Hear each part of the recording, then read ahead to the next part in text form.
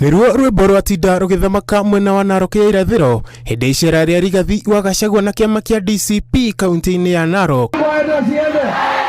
Gachagua athiete na mbere na gukirira mutongoria wa bururi President William Ruto na kuga muthenya ta umuthi mwaka ukite na mwaka atigire Ruto ni inuka. Leo ni tariki 10 mwezi wa 8 mwaka ujao, siku kama leo tariki 10 mwezi wa 8 tutaamuka mapema tupeleke Kasongo nyumbani.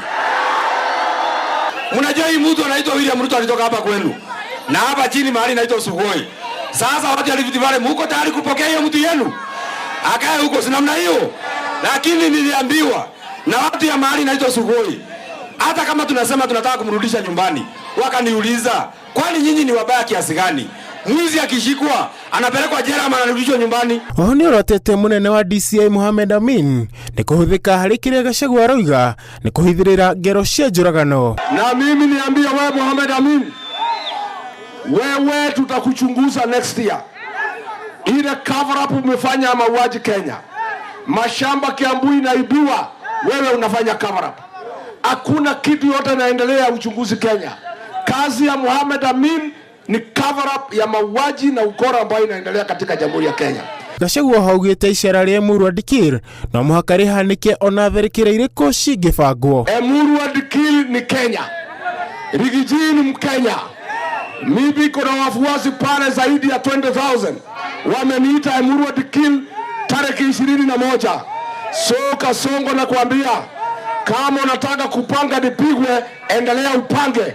Wakareji wa Kipsigis wameniambia nifike huko, watanilinda, nitafanya mkutano na nimalize. Sasa watu wa Narok East, nyinyi mnafunzwa kulinda kura yenu? Mnafunzwa kulinda kura?